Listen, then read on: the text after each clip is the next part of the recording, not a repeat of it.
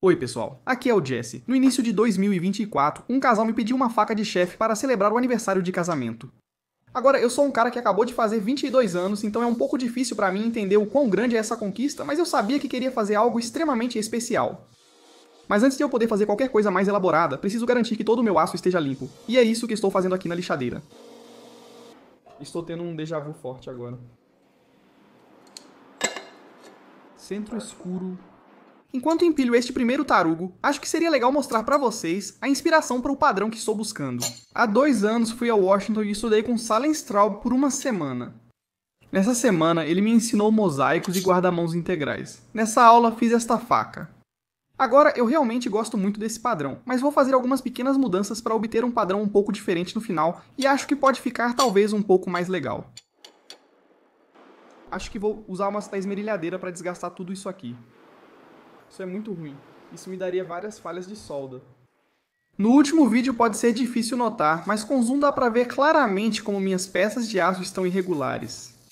Normalmente, se elas estão irregulares, não é um grande problema porque estão próximas o suficiente para que, se eu fizer a solda forjada e deixá-las planas, não haverá falhas de solda. Mas essas peças de aço estavam quase meio centímetro fora do alinhamento, e se eu tentasse soldá-las assim, as falhas de solda seriam tão graves que eu não teria confiança nas próximas soldas forjadas.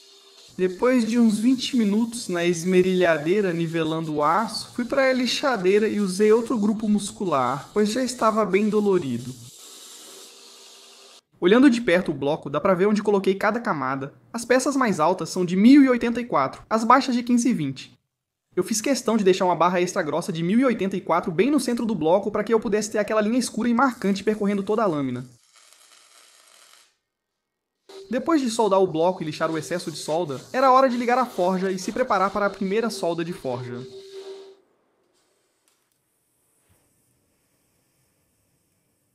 O bloco era tão grande que mal coube no meu barril de Park 50.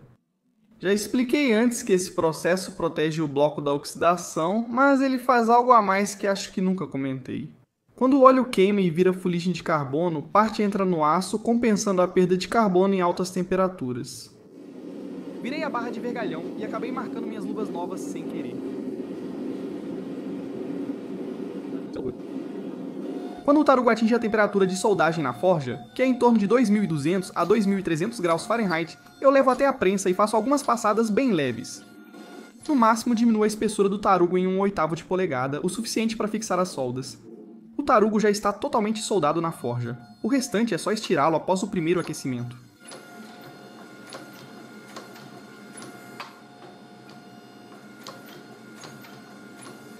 No meu último vídeo, eu perguntei se as pessoas queriam ouvir minhas histórias do fogo da forja, e a resposta foi esmagadora. As pessoas realmente queriam ouvi-las, então acho que vou contar uma história rápida agora. Durante a gravação de Gladiadores da Forja, fiquei em um hotel próximo e recebia diariamente um valor fixo para a alimentação. Não podíamos sair do hotel pelo protocolo de Covid, então usava o dinheiro para pedir comida delivery toda noite após o set. Pedi vários tipos de delivery, mas o que mais pedi foi penne ao molho vodka de um restaurante próximo. Dos 20 ou 30 dias que estive lá, pedi penne ao molho vodka na maioria das noites.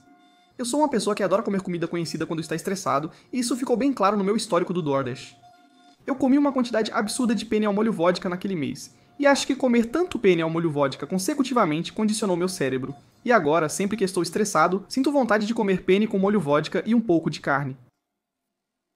Voltando às construções, uso meu esquadro para formar a base dos Weepoos. Fui super agressivo aqui porque queria que os Ws fossem o mais elaborados possível. E como você pode ver aqui, eu não estou realmente fazendo o conjunto normal de WS. Estou inclinando cerca de 5 a 10 graus para que meus Ws depois fiquem muito mais ondulados. Não se preocupe com o que parece uma rachadura no meu tarugo. Foi só a carepa caindo em um ângulo estranho, não era rachadura.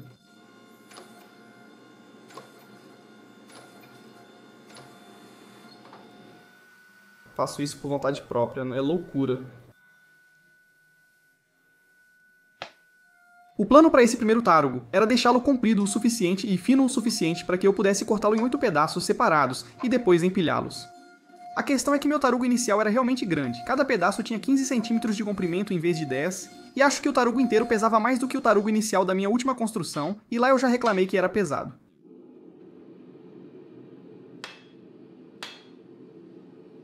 Usei esses blocos de parada para padronizar na espessura do tarugo enquanto ele aumentava de comprimento. Usei blocos de 1/2 e 1/4 de polegada para obter um tarugo de 3/4 de polegada no comprimento todo.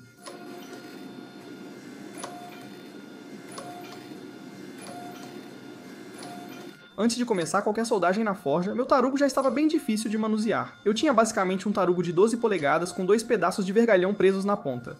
Era uma grande marreta que eu balançava. Quando você leva em conta o fato de que meu tarugo tinha quase 1 metro de comprimento no final, realmente era muito torque extra com o qual eu tinha que lidar.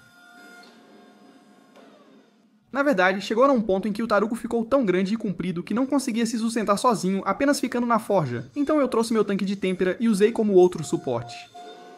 Como dá pra ver no meu rosto, eu já estava muito cansado de manusear isso, e acho que minha frequência cardíaca chegou a 150 ao forjar.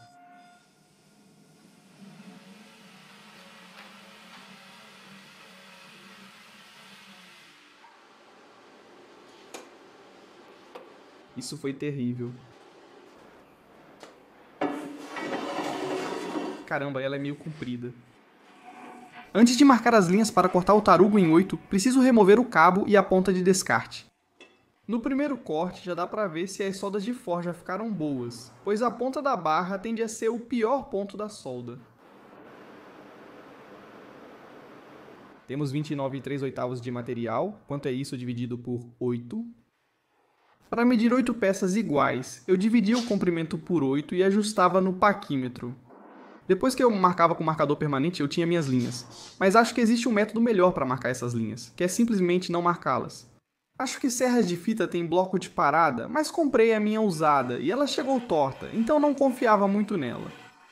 Talvez quando eu tiver uma nova oficina e uma nova serra de fita, eu possa usar esse recurso, e não precise depender de marcar linhas com meu paquímetro.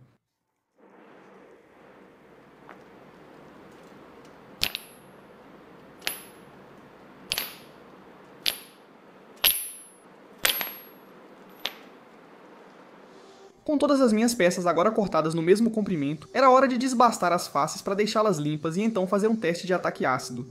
Como mencionei, inclinei levemente minhas peças e preciso alinhá-las antes da próxima solda de forja. Curioso como o centro fica bem mais escuro. Mas isso é bom, conseguimos esse viés. Certo, então agora aparece só um monte de linhas diagonais, mas se eu virar cada uma alternadamente,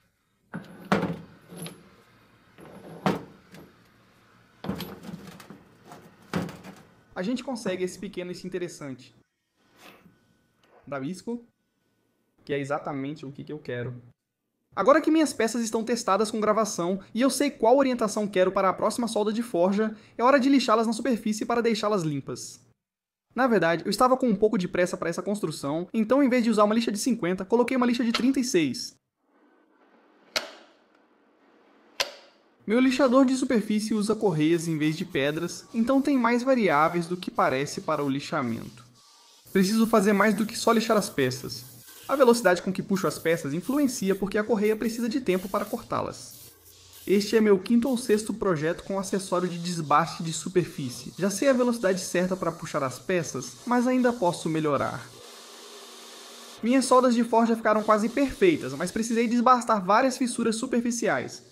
Passei horas na lixadeira lixando cada peça para eliminar todas as fissuras. Não reclamo, só digo que não precisaria fazer isso se meu aço tivesse realmente 1,5 polegadas de largura. Nunca comentei sobre isso, mas acredito que usar um cabo com 2 peças de vergalhão, em vez de uma, é um dos segredos para um bom damasco. Com as 2 peças de vergalhão, sempre sei a orientação da minha peça e ela não entorta ao sair da forja.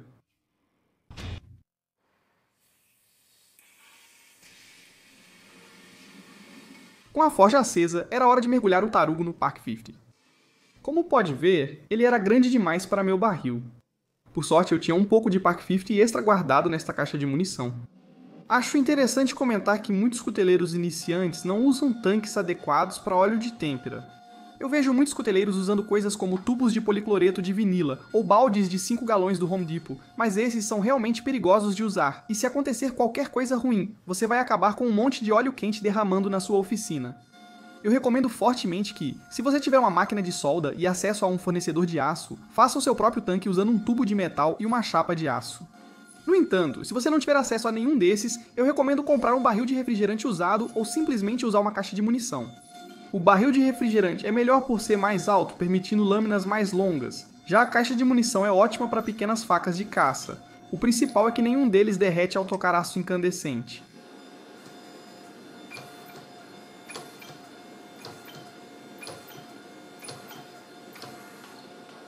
Voltando à construção, o que estou fazendo com essa barra agora é apenas esticando ela até virar uma barra quadrada longa. O próximo passo é dividir em 4, e eu não vou requadrar agora. Vou fazer isso mais tarde, então tudo o que preciso fazer é esticar, e já está bom.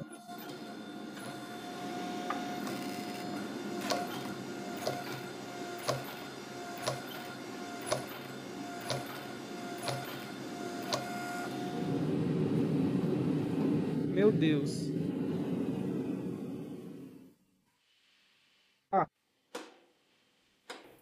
Beleza, essa lâmina está tão cega que levou 4 horas para cortar aquela fatia.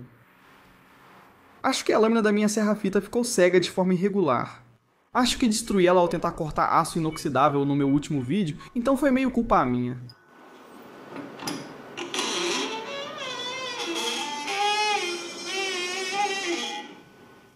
Já troquei as lâminas dessa máquina pelo menos 2 vezes antes, mas de alguma forma, nas imagens que vocês vão ver agora, parece que nunca fiz isso antes.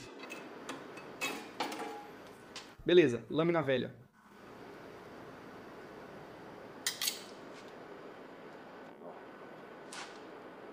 Vou dobrar isso depois.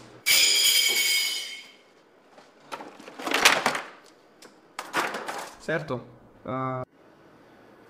Preciso de uma faca. Não tenho uma faca. Alô?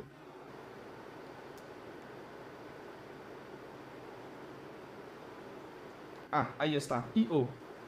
I-O, I-O. Aham. Eu sei que devo afrouxar essas proteções, mas eu não quero. Comprei essa serra de fita usada já com lâmina, mas sem manual de instruções. A lâmina estava cega e tão mal ajustada que caía das rodas, não importando o quanto eu apertasse. Eu pedi novas lâminas na Amazon, mas a lâmina que eles me mandaram era do tamanho errado, apesar da embalagem estar certa, então foi um baita transtorno conseguir montar essa coisa pela primeira vez. Com o bloco agora cortado em 4 pedaços iguais, era hora de fazer outro teste de ataque. Estou usando uma lixa de 120 grãos de agasta. Prefiro ver o que quero, senão fico irritado. É disso que a gente gosta, corte isso.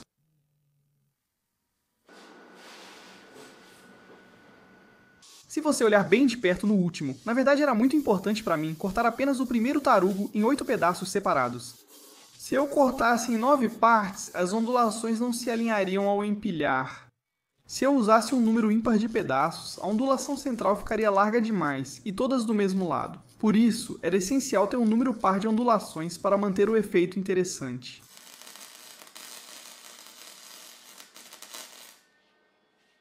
Legal.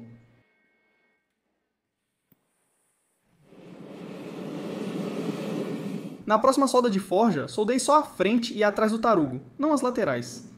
A camada de óleo ajudaria o suficiente para evitar a oxidação, e minhas peças eram praticamente do mesmo tamanho, então eu não precisava me preocupar com elas escorregando. Uma coisa que eu preciso ter em mente aqui é que a parte de cima do tarugo esquenta mais rápido do que a parte de baixo, então eu preciso virar ele de vez em quando, e você pode ver isso na descoloração ali. Para fazer a solda de forja, estou usando minhas matrizes de esquadrejamento. Eu poderia ter feito isso nas minhas matrizes grandes e planas, mas as matrizes de esquadrejamento ajudam a garantir que eu tenha uma boa solda de forja no centro do tarugo. Posso usar matrizes planas, mas prefiro as de esquadrejamento que já tenho.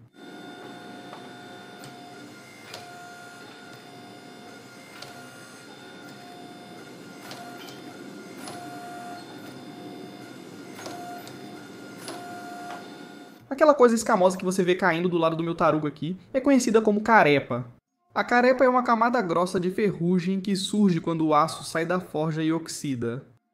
Minha carepa aparece grossa e aparece rápido porque soldo na forja em temperatura muito alta. Em temperaturas elevadas, o oxigênio se difunde mais rápido e fundo no aço, sendo a principal causa da perda de material ao fazer damasco. O plano para este próximo tarugo, na verdade, não é fazer 4 camadas, e sim 6 camadas, que é uma solda de 2×3. Nunca fiz uma solda de 2×3, e como não é quadrada, não posso usar minhas matrizes depois. Vai ser interessante ver como consigo fazer. Para cortar o tarugo em 6 pedaços, reduzo um pouco menos de 1,5 polegadas no último, ficando com 1 polegada e 3/8.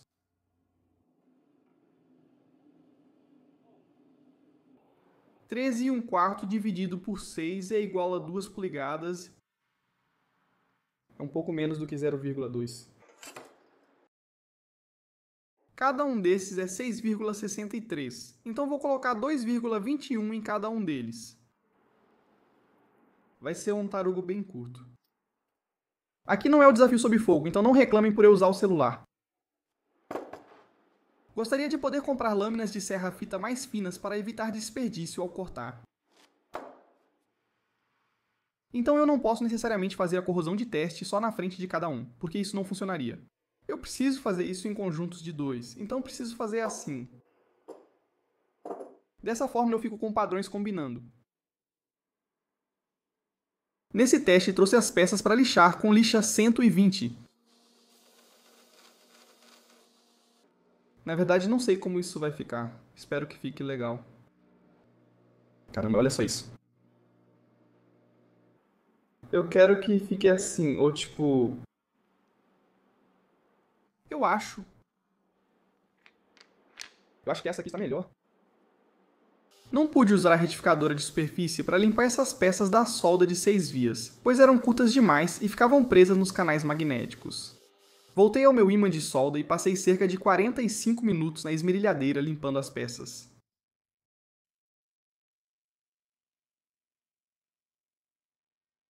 Como essa é a última solda de forja antes da de mosaico, soldei todas as emendas para garantir que estavam perfeitas em todo o tarugo. Antes de soldar o cabo nesse tarugo final, levei ele até a esmerilhadeira e lixei as soldas basicamente até ficarem totalmente planas. Só precisava das soldas para evitar oxidação e uma solda grossa só afundaria no tarugo.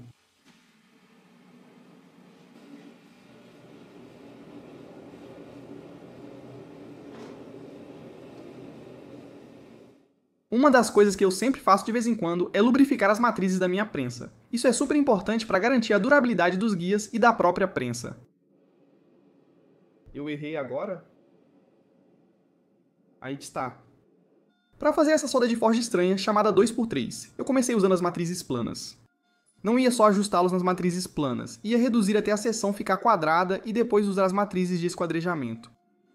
Tecnicamente, eu não acho que fosse necessário usar as matrizes de esquadrejamento depois de ajustar tanto com as matrizes planas, mas eu queria garantir que as soldas de forja nos cantos ficassem perfeitas.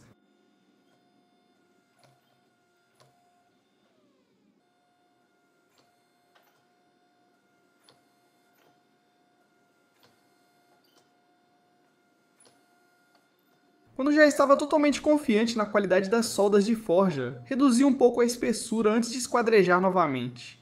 O curioso dessa operação de esquadrejamento é que não precisa estar em um ângulo de 45 graus. A questão é que esse viés não serve para deixar os azulejos individuais mais legais, mas sim para fazer com que toda a lâmina fique mais interessante quando eu colocar os azulejos lado a lado.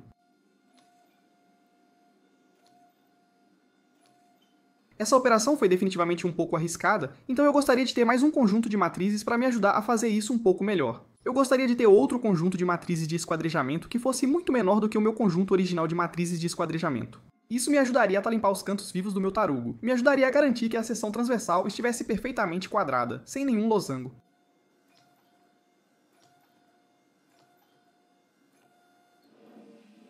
Estou tentando pensar em qual direção quero fazer o lado longo e qual quero fazer o lado curto.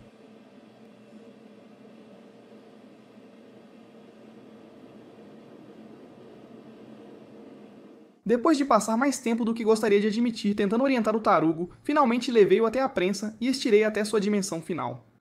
Meu tarugo final ficou com 1,25 de polegada de espessura e 1,5 de polegada de largura.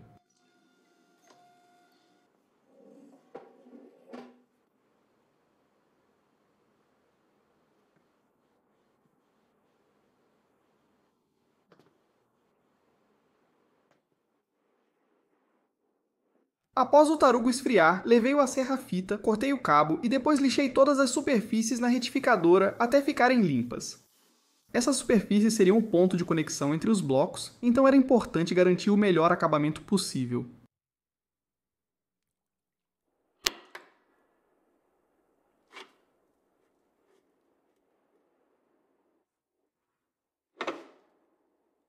Ajustei minha serra-fita a 35 graus para obter blocos ideais para soldagem em mosaico.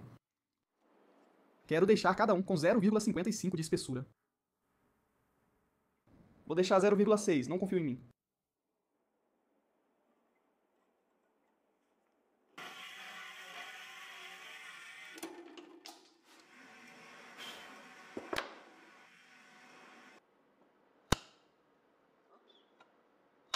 Mesmo tendo sido extremamente cuidadoso desta vez e conseguido deixar todos os meus azulejos praticamente com a mesma espessura na serra de fita, ainda assim quis levá-los para a retificadora de superfície para que ficassem exatamente com a mesma espessura. E esse padrão de mosaico, na verdade, é um pouco diferente de um mosaico comum, então precisei fazer um teste aqui.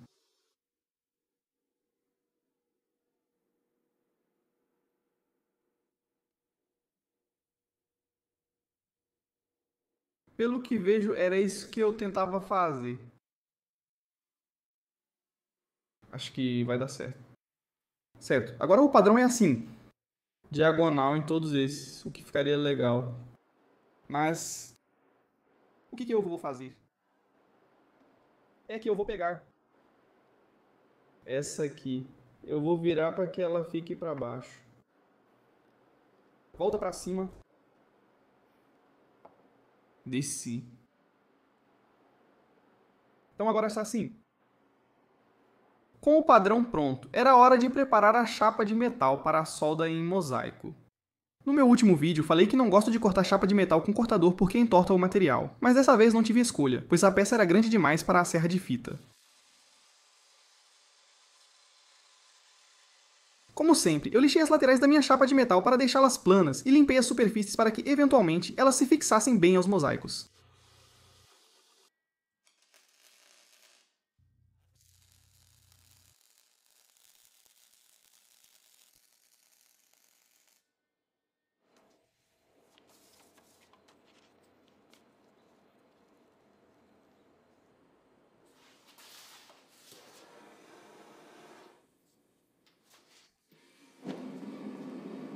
Já disse que não precisa mergulhar esse tarugo no óleo, pois já soldei toda a volta. Mas como uso soldadora com arame tubular, que não garante vedação hermética, acabo mergulhando no óleo mesmo assim.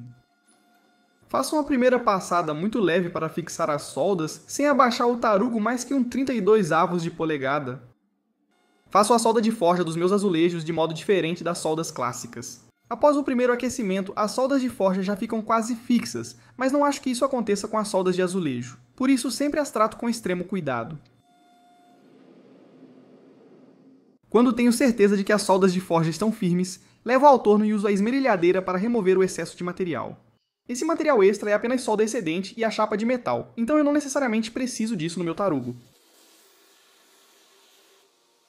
Depois que eu lixei o tarugo até ficar limpo, ficou claro para mim que havia 2 ou 3 pequenos defeitos de solda de forja nas laterais do meu tarugo. Eu provavelmente poderia ter lixado esses defeitos, mas decidi consertá-los com meu martelo manual porque não queria causar nenhuma distorção extra.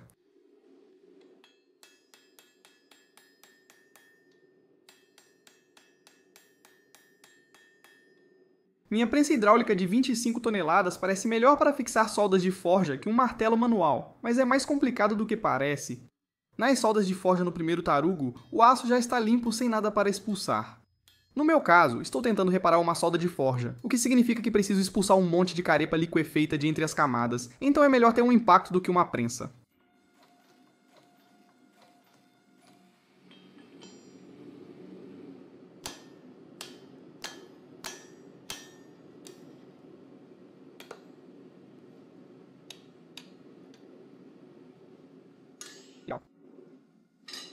O plano para esta faca de chefe é ter um reforço integral, mas você deve estar se perguntando de onde virá esse material.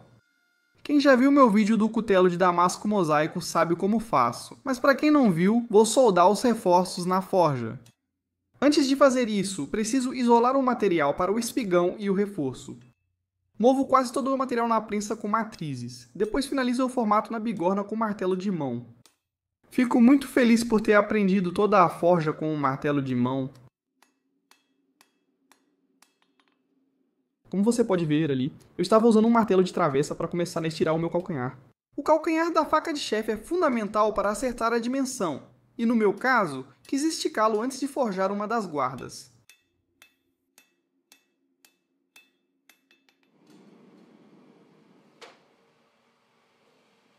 Primeiro ponto de verificação alcançado. Para me preparar para soldar as guardas, primeiro preciso limpar um pouco a lâmina. O revestimento de aço macio que coloquei na lâmina no início da solda em mosaico ainda está lá, e preciso removê-lo para soldar as guardas no aço de alto carbono. Certo, eu removi bastante material, mas ainda existe a chance de não ter removido o suficiente. Na verdade estamos bem perto. Então você pode ver, conseguimos ver o padrão em cima e embaixo. Mas não aqui, parece manchas de vaca. Então só mais um pouco de desbaste, e aí estaremos prontos para colocar os reforços. Nesse caso, o teste de ataque é basicamente como um raio-x e eu posso ver exatamente como o seu aço está ficando. Assim que eu remover o resto da chapa metálica, começo a preparar o material para soldar a lâmina por forja. Esses reforços são feitos exatamente do mesmo mosaico que a própria lâmina. São um pouco mais finos que os azulejos originais e preciso lixar os cantos para ficarem retangulares, não paralelogramos. Para fixar os reforços na lâmina para soldagem frontal, faço apenas 2 pontos leves em cada um, não é necessário mais que isso. Esse é um caso em que não tenho as melhores ferramentas para o trabalho. A soldadora tungsten inerte gás seria ideal para soldar ao redor do reforço, impedindo a entrada de oxigênio sem adicionar material estranho.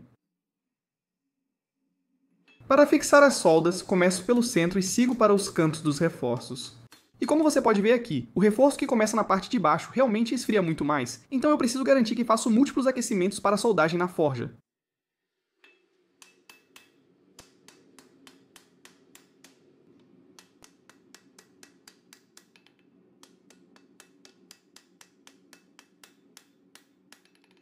Com os reforços soldados à lâmina, era hora de esticar o espigão. Fiz isso na prensa com matrizes planas combinadas, mas também poderia ter feito na bigorna usando guilhotina e martelo de mão.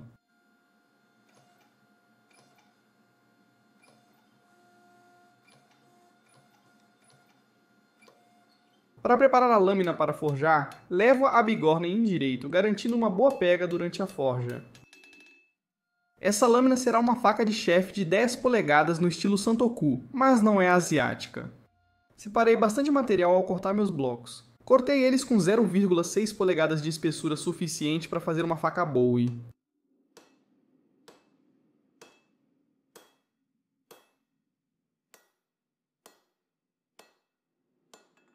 Acho que este é um bom momento para falar sobre o que penso ao forjar a lâmina. Muitos preferem forjar lâminas já nas dimensões corretas, incluindo seção, transversal e perfil. E também tem pessoas que fazem exatamente o oposto, elas forjam um bloco grande e depois basicamente recortam o perfil mais tarde. Eu faço algo que fica um pouco entre os dois, mas tendendo para o lado em que eu forjo o perfil. Isso é damasco mosaico, então eu não posso forjar exatamente o formato que eu quiser, pois isso distorceria o padrão. Dito isso, ainda assim eu forjo a lâmina basicamente no formato, exceto partes do calcanhar e da ponta. O calcanhar tem cerca de 2 1/4. Já mencionei antes que trabalhar em katanas e facas Bowie é basicamente como um arco de treinamento para minhas facas de chefe, mas ao trabalhar nessas acabei confundindo minha memória e fiz a ordem das operações um pouco errada. Eu deveria ter usado a prensa antes de puxar o material do calcanhar, mas acabei dificultando o processo ao usar o martelo de mão primeiro. Ainda estamos só no 9? O quê?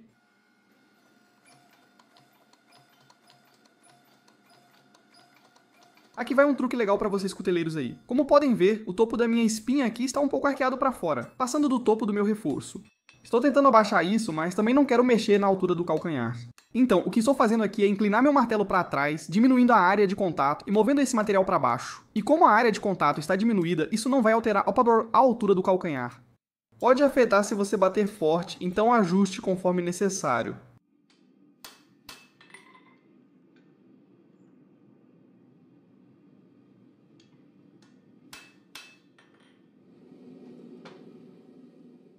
Vamos lá.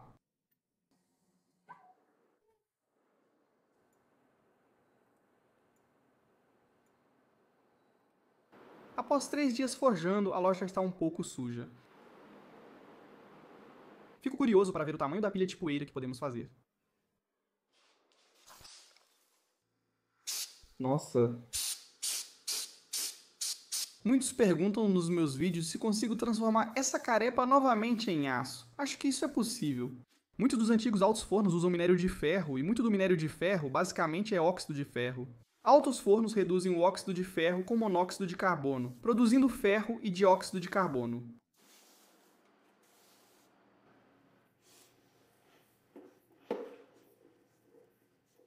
Com a lâmina fria e a oficina limpa, perfilar a lâmina e preparar para ciclos de normalização. Se você acompanhou desde o início e viu eu forjar meu damasco no Kukri, isso será repetido, mas é tão importante que preciso falar de novo. Eu acredito que os perfis das lâminas são como rostos. Se você faz uma pequena mudança neles, vai acabar com uma lâmina ou um rosto completamente diferente. Um dos meus pequenos segredos é que, antes de fazer qualquer perfilamento de lâmina, eu passo muito tempo observando o trabalho de outras pessoas. Meus trabalhos anteriores me ajudam a saber o que funciona ao perfilar minha peça atual e com quais linhas posso criar um novo perfil bonito.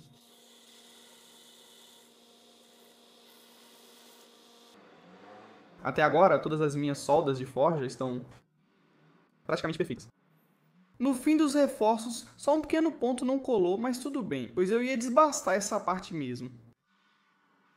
Sim, as soldas de mosaico estão boas em toda a lâmina, e tenho bastante material.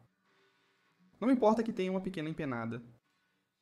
Antes da normalização, quero desbastar o aço de chapa dos dois lados da lâmina. Li um comentário recente que fez muito sentido.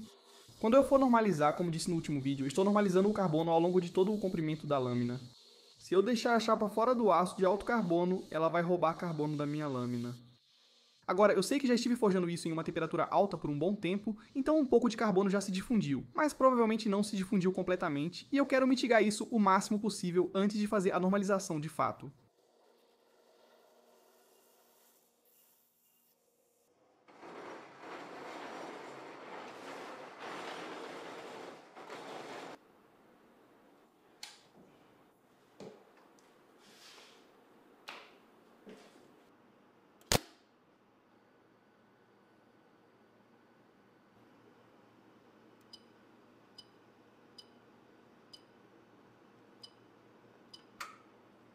Tudo certo.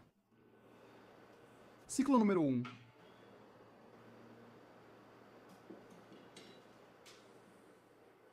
Eu queria tentar corrigir um pouco de empenamento no primeiro ciclo de normalização, então é isso que estou fazendo aqui. O primeiro ciclo eu fiz a 1650 graus Fahrenheit. Entre os ciclos, deixei a lâmina esfriar até cerca de 800 a 900 graus Fahrenheit. O segundo e terceiro ciclos foram a 1500 graus Fahrenheit e 1350 graus Fahrenheit, respectivamente. Se você olhar bem de perto para a lâmina aqui, pode ver ondulações de calor se movendo de um lado para o outro pela lâmina. Isso se chama recolescência e ocorre por mudanças de fase do aço ao esfriar.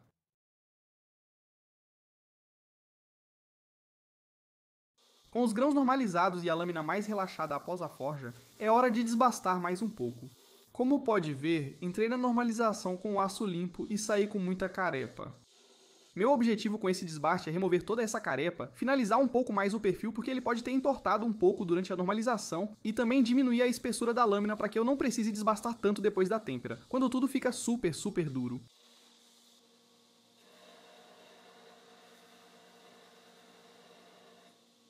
Ao remover mais material, alterno entre desbastar com o fio e com o dorso para cima. Com o fio, tiro o material da metade de baixo da lâmina, com o dorso da outra metade. Isso cria uma leve convexidade desejada na faca finalizada, mas não antes da têmpera. Preciso lembrar disso ao desbastar e afinar a lâmina. A última coisa que faço antes de realmente ir para a têmpera é quebrar os cantos na cinta frouxa com uma lixa de granulação mais fina.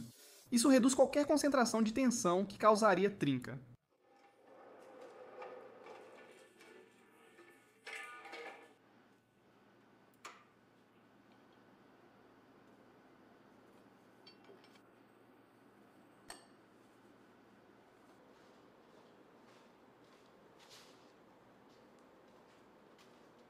Beleza.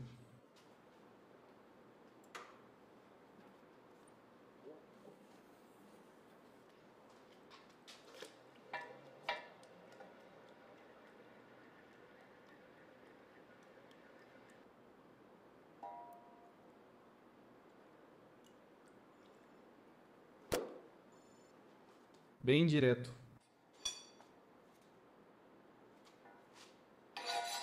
Sim, isso é difícil, nem preciso testar.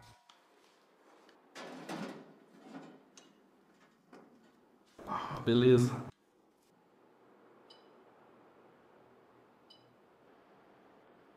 Certo, já tiramos do tempero. Quero saber o peso disso. Isso é bem louco. Preciso tirar um pouco, está 3 vezes mais pesado do que eu queria. O resfriamento foi bem, e os estalos eram só a balança soltando, não foi rachadura. Isso me leva ao próximo passo do processo. Depois do resfriamento ficou uma camada razoável de descarbonização, porque é assim que funciona o processo. E o que estou fazendo aqui é lixando toda essa descarbonização para poder ir direto para a lâmina. Sem descarbonização, a lâmina permanece reta e pura, sem nada puxando-a.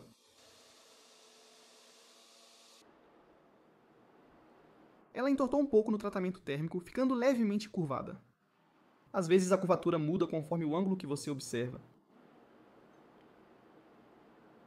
Então eu deixei ela reta, acho que vou endireitá-la. O jeito que estou endireitando essa lâmina é usando meu martelo de bola de carboneto e não estou martelando aleatoriamente. Se você olhar de perto, estou martelando na largura da lâmina, isso faz com que eu não coloque uma torção acidentalmente na lâmina.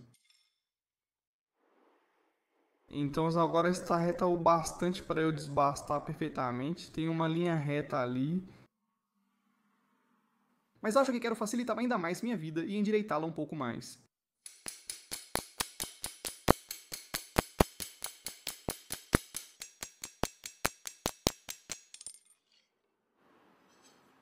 Isso está muito bom mesmo. Sim, posso trabalhar com isso. Para remover o material final, preciso riscar algumas linhas. Tudo está o mais reto possível a olho, que é bom, mas não perfeito. Se riscar as linhas, fica perfeito. Tenho que desgastar tudo até lá embaixo? Agora é o momento em que normalmente percebo o quão grossa está a minha espiga. Ao forjar, sempre penso que as peças estão mais finas do que realmente estão, e só percebo o excesso de material ao esfriar e desgastar.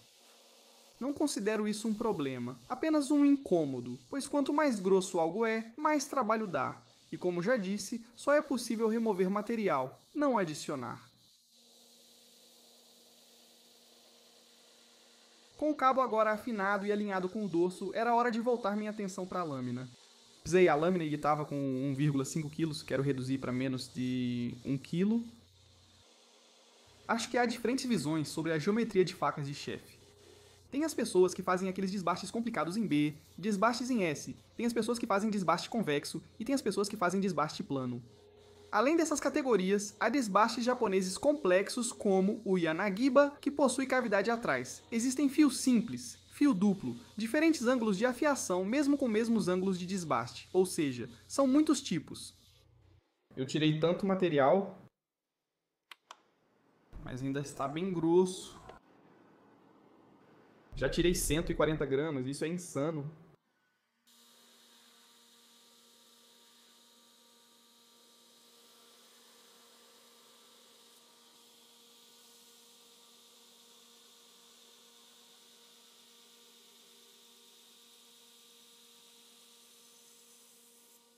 Gasto muito tempo na transição entre o reforço e a lâmina, pois se não ficar boa, a lâmina fica estranha.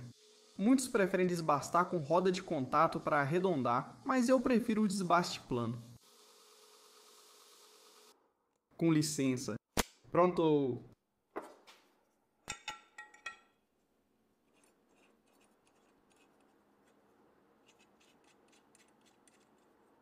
Não sou muito fã de almofadas longas. Não sei por que usei tanto material nessa almofada.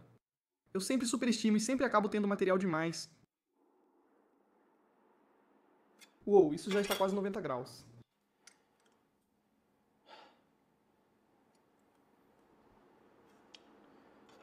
Tô brincando. O objetivo da guia de lima é deixar a parte de trás do reforço totalmente plana. E isso facilita combinar com o bloco de madeira depois. Tecnicamente falando, eu não preciso da guia de lima. Se eu fosse realmente bom na esmerilhadeira e conseguisse deixar tudo perfeitamente plano só no olho, eu poderia simplesmente fazer isso, mas a guia de lima facilita muito e reduz as variáveis.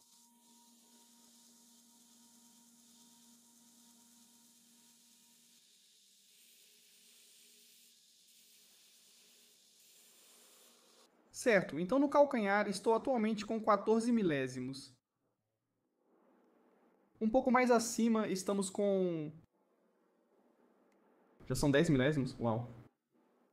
Na ponta estamos com 13... E acho que na espinha estamos em 160 milésimos. 138 milésimos. 111. Não sei se quero uma espinha muito mais fina, pois para uma lâmina maior não desejo que fique tão fina.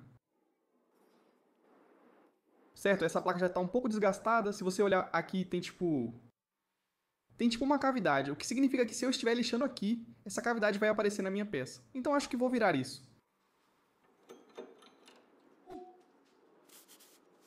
Esse lado está plano. Então pode parecer um pouco estranho o motivo de eu ter feito o que acabei de fazer. As lixas não têm realmente uma forma própria, então elas basicamente seguem exatamente o que está por trás delas. Por isso, existem rodas de contato com formatos radiais e platôs planos. A vantagem do meu esmeril é que o platô vai para frente e para trás. Como só usei um lado, bastava virar para ter uma superfície plana. Para me preparar para colocar o cabo e lixar à mão, uso lixa Trizact de 400 grãos para o acabamento. Lixas Trizact não são necessárias para um bom acabamento antes do lixamento manual. O único motivo pelo qual estou usando essas lixas é porque eu tinha interesse nelas e comprei faz um tempo. Elas realmente duram bastante, por isso ainda estou usando até hoje.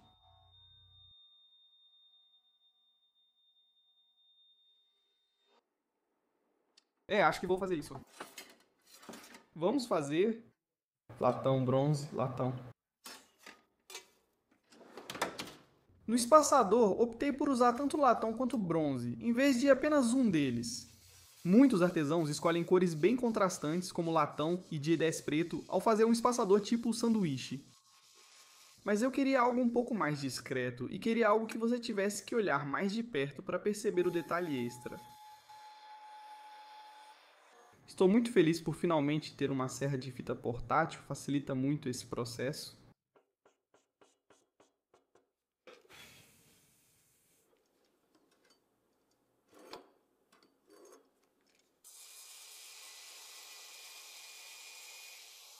Um comentário frequente que recebo é: Jesse, por que você risca com seu paquímetro? E acho que nunca entendi isso direito com o que mais eu deveria riscar, afinal. Ok, só para eu entender o que está acontecendo, porque não lembro de todos esses números. Preciso entalhar um encaixe fora do centro. Isto é 0,02165. Aquilo ali eu não sei. Isto aqui como era mesmo? Eu preciso adicionar 1/8 de polegada aqui e preciso subtrair 1/8 de polegada daqui para conseguir os pontos centrais ali. Se meu cálculo estiver certo, isso é 0,341.500 e isso aqui... Ai, meu Deus. Ah, 7... Ai, meu Deus. Espera, eu sou burro. Eu já falei muito sobre conseguir uma fressadora aqui no canal e, como você pode ver, estou riscando várias linhas que vou marcar com punção depois. Vou entalhar isso com brocas e lixar por dias. Com uma fresadora, bastaria lembrar alguns números, programar e ver o rasgo surgir. Sei que a usinagem é bem mais difícil, então não revire tanto os olhos para mim. Certo, vamos furar. Mesmo sabendo me virar razoavelmente bem com uma furadeira de bancada, eu não conheço necessariamente toda a história por trás da furadeira e quais são as melhores brocas. A coisa boa é que eu sei que muitos do meu público entendem de máquinas, e provavelmente podem me dar algumas sugestões sobre quais são as melhores brocas. Se o que está te impedindo de deixar um comentário aí embaixo é achar que eu não vou ver o seu comentário, não deixe isso te segurar. Eu leio absolutamente todos os comentários, sem exceção. Talvez eu não responda a todos, mas leio todas as mensagens.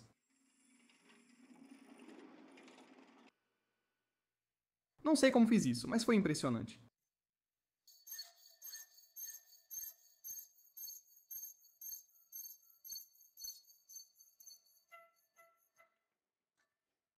Espera, isso foi muito rápido.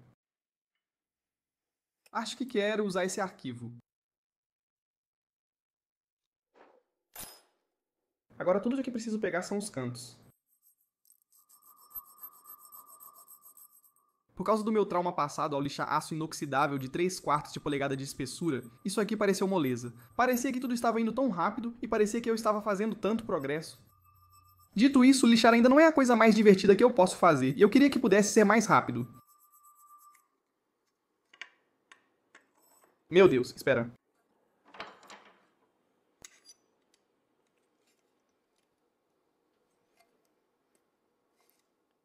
Levando tudo em consideração, isso já está muito bom.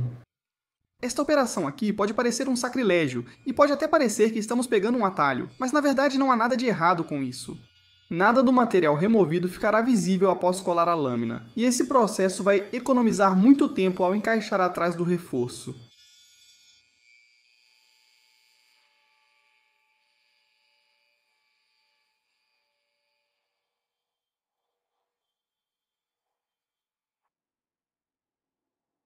Ah, tudo bem.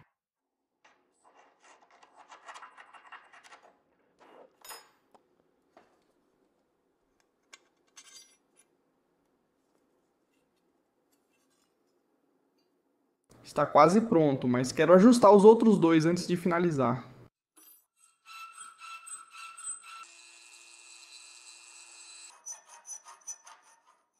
Tudo certo, estou sendo aqui. Pronto.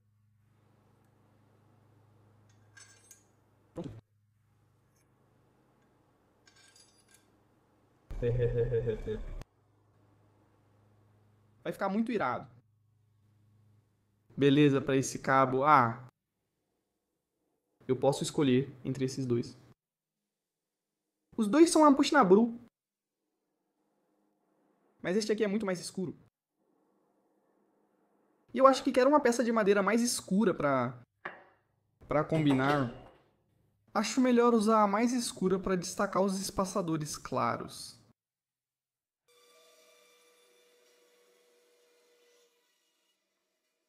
Com um bloco de madeira de tamanho adequado cortado do bloco maior, era hora de esquadrar esse bloco e prepará-lo para entalhar o espaço para a espiga. Quero esclarecer algo sobre a confecção de cabos. Vejo muitos comentários perguntando por que não faço espiga completa nessas facas caras e de alto padrão. Então, a construção de espiga completa é definitivamente mais forte funcionalmente do que a construção de espiga oculta, mas as facas que eu faço não têm necessariamente essa força como seu atributo mais importante. Para tudo o que essas facas vão ser usadas, a construção de espiga oculta é mais do que forte o suficiente. Eu não conseguiria fazer os encaixes de guarda de espiga oculta que fiz nos meus bowies se eu usasse uma construção de espiga completa, e também não conseguiria colocar os espaçadores como fiz na faca de chefe se fosse espiga completa.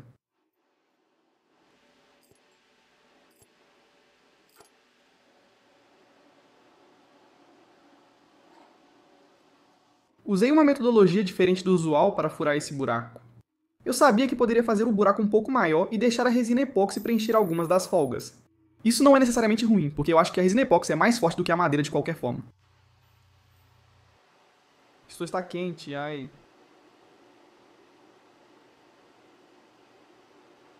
Provavelmente já está um pouco tarde no vídeo para eu dizer isso, mas estou gravando todas as narrações deste vídeo resfriado. E você provavelmente consegue perceber pela minha voz, mas se não percebeu, agora já sabe.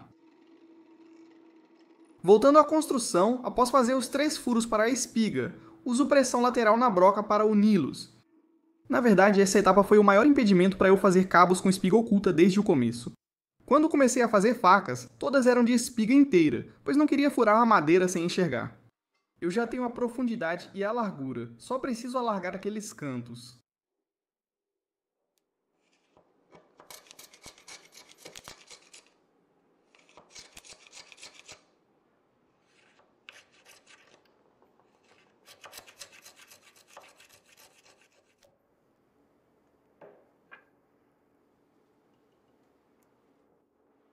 Aquelas brocas que você me viu usando antes para raspar os cantos eram, na verdade, feitas em casa. Elas foram feitas a partir de uma lima redonda velha.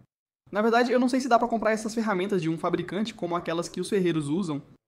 Então acho que a maioria das pessoas que faz esse tipo de trabalho acaba fazendo suas próprias brocas.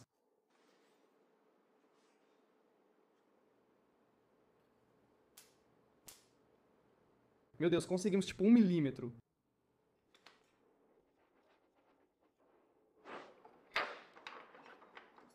Por favor.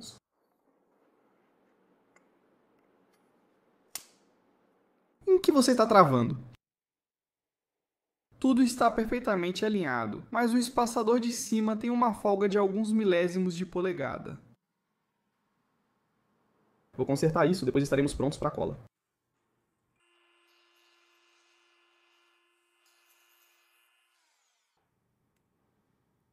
Sem folga. Zero folga de todos os ângulos, de todos os espaçadores. É assim que gostamos. Antes de colar, faço questão de entalhar a espiga com cortes profundos usando a lateral de uma lixa 36. Isso vai garantir que o cabo nunca se desfaça mesmo sem um pino. Eu sinto que isso é um daqueles truques de vida para conseguir uma ligação mais forte com o epóxi. Tudo o que você precisa fazer é limpar suas peças. Se você tiver óleo nas suas peças, o epóxi não adere tão bem às partes que você está tentando unir, e limpar as peças faz com que isso deixe de ser uma variável. Tudo está limpo.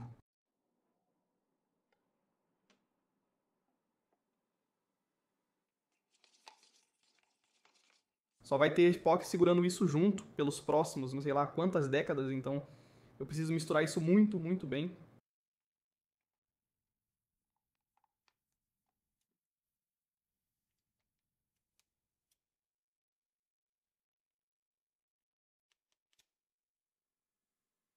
Ah, eu realmente deveria estar usando luvas para isso. Este é meu último vídeo antes de 2025, então vou reforçar o que disse anteriormente. Atualmente estou terminando meu último semestre na Universidade de Michigan, e depois disso vou realmente me dedicar ao YouTube em tempo integral. Dito isso, preciso de ideias de vídeos para 2025 e eu já tenho algumas ideias, como vou fazer outra katana de One Piece. Não vou dizer qual é ainda, mas acho que vai ser um vídeo muito legal. Ouvi pessoas pedindo para eu fazer mais armas de videogame e acho isso muito legal. Então deixem alguns comentários abaixo sobre quais armas de videogame ou de filmes vocês querem me ver fazendo.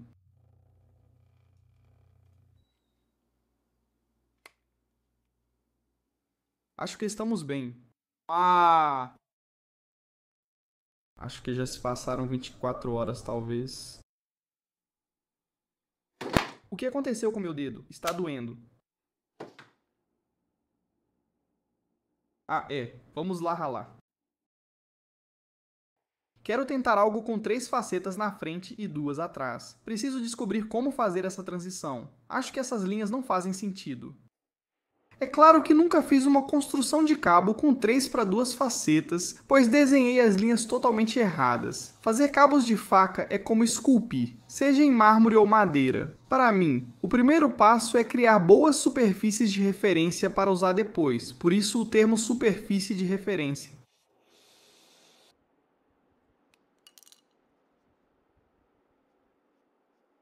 Sempre faço meu bloco do cabo mais longo do que preciso, pois odeio faltar material. Isso faz com que, quando eu chegue nesse passo aqui, eu possa simplesmente cortar o excesso e talvez usar isso depois como um reforço.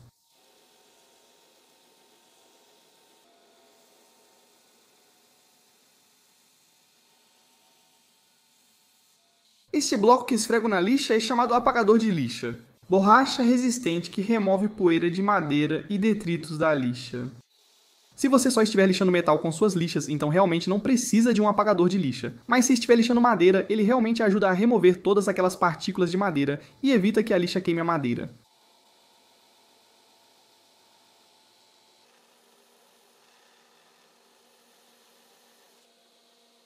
Como o reforço desta faca é de aço temperado, preciso ter cuidado para não esquentá-lo demais.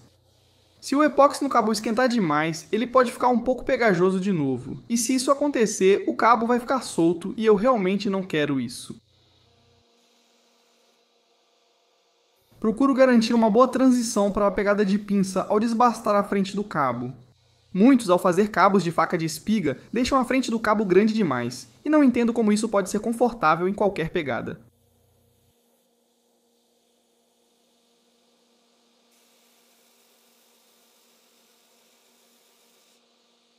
Na verdade, eu cometi um pequeno erro quando eu estava modelando esse cabo. Meu cérebro meio que entrou no piloto automático e eu automaticamente comecei a desbastar o cabo no formato com 3 facetas na parte de trás, em vez de 2 facetas atrás. Afinei um pouco mais a parte de trás do que queria, mas isso não alterou a geometria final do cabo, e ficou como eu queria. Aqui você finalmente pode começar a ver aquele chanfro na parte de trás ficando bem definido. Estou muito satisfeito com o resultado, mas ainda tem muito trabalho pela frente.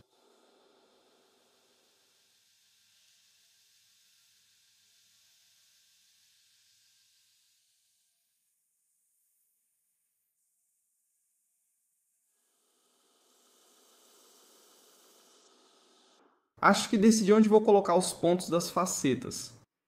Agora está bem aqui, mas vou mover para cima para que fique bem aqui. Tenho isso do outro lado, onde o ponto está aqui e ali. Quero replicar isso aqui a empurrar para lá. Como pode ver, colocar essas facetas no cabo é mais complicado do que parece. Não só eu tenho que deixá-las boas de um lado, mas o outro lado tem que ficar exatamente igual. Isso não aparece na câmera, mas passo muito tempo apenas olhando e inspecionando o cabo, garantindo que tudo esteja perfeito. O próximo passo do processo é o lixamento final à mão, antes de eu poder fazer qualquer gravação. Então aqui estou limpando todos os cantos, limpando o choil e garantindo que tudo na frente do reforço esteja arredondado para não machucar as mãos de quem for usar. A lâmina será lixada com lixa de 400 antes de qualquer outro lixamento.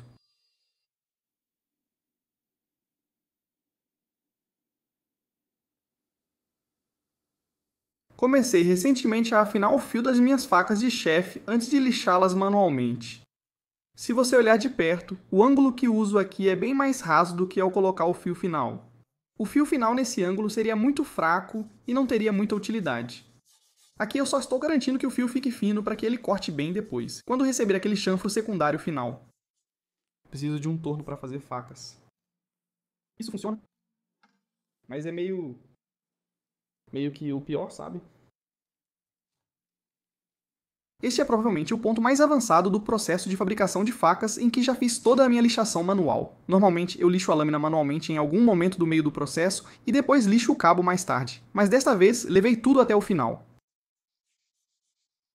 Isso está um pouco alto, meus cotovelos doem, então vou assim. Na lixação manual, usei lixa 220 e depois 600. Isso é padrão para mim e, sinceramente, não queria tentar nada diferente para essa lâmina. Uma maneira de mostrar que o fio da faca está realmente bem fino é usar minha unha aqui e simplesmente conseguir entortar ele assim. Consigo fazer isso com minha unha. Significa que ele é realmente fino, e isso é muito importante para uma faca de chefe, então... O Bonnie Burrow tem várias imperfeições que estou preenchendo com super cola preta de média viscosidade. Essas impurezas são pequenas o suficiente para não afetarem a durabilidade, no entanto. Eu me sinto como o estúdio Blacktail. Depois que toda a supercola seca, eu na verdade uso uma lima, antes de usar qualquer lixa. Essa supercola é na verdade tão pegajosa que entope toda a lixa que eu uso, e eu quero garantir que ela fique pelo menos nivelada antes de usar a lixa. Neste ponto, o cabo inteiro precisava ser lixado, incluindo metal e madeira. Eu decidi lixar a madeira primeiro e depois passar para o reforço porque a madeira lixa muito mais rápido do que o metal, e isso manteve meu ânimo razoavelmente alto.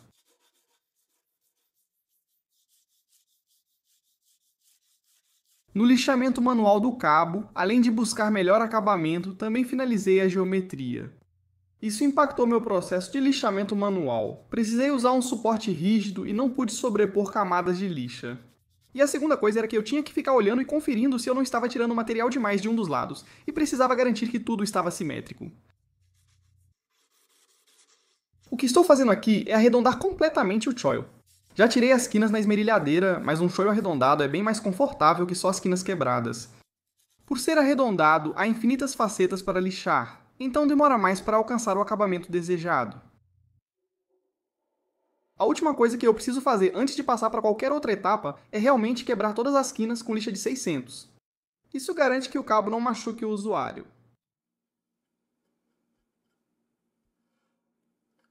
Eu quero limpar essa área primeiro. Peguei meu stencil tradicional.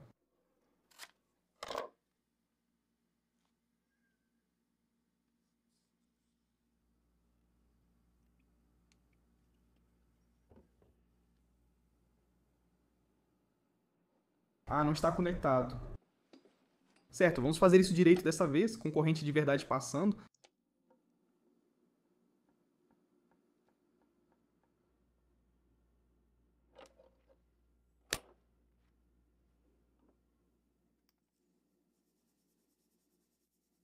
Ah, é mesmo.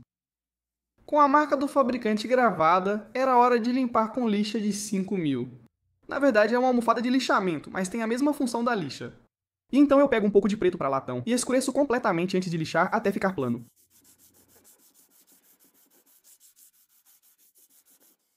Acho que essa é a marca de fabricante mais nítida que já fiz, tipo com o meu próprio nome. Com a marca já escurecida e quase pronta, era hora de polir o cabo. Eu pretendia gravar no Damasco com o cabo já finalizado e acredito que um cabo polido resiste mais ao ferrique e ao café do que um não polido. Eu não tenho necessariamente nenhuma evidência para apoiar isso, mas eu acho que vai funcionar, então provavelmente vai funcionar, né?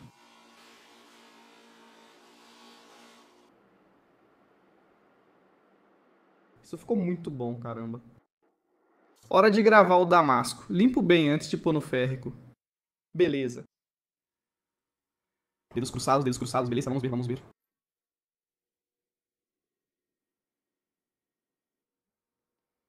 Beleza, vamos ver, vamos ver. Meu Deus. Cara, olha isso. Parece um, parece um dragão. Como esse padrão provavelmente nunca foi feito da mesma forma antes, ele não tem um nome. Pedi sugestões de nomes a amigos no Instagram, e o que mais me marcou foi Damasco Mosaico Caleidoscópio. Se você sabe o que é um caleidoscópio, provavelmente vai entender o que eu quero dizer quando olhar bem de perto para o padrão. Há tantos detalhes e tanta chatoyance que realmente parece um caleidoscópio. Para esta lâmina faço 2 ataques com ferrite e um com café. Lixo a lâmina até 2.500 grãos entre os 2 ataques com ferrite, removendo os óxidos escuros. Beleza.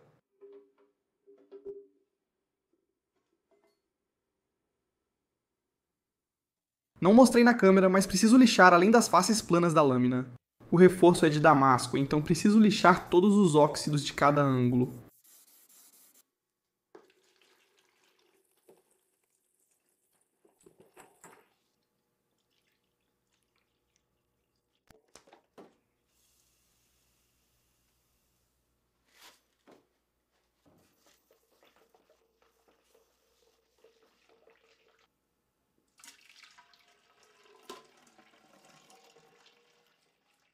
Tô animado para isso. Espero que fique bom em 3 horas, mas já se passaram 4. Vamos ver o que conseguimos. Por favor, por favor, por favor. Meu Deus.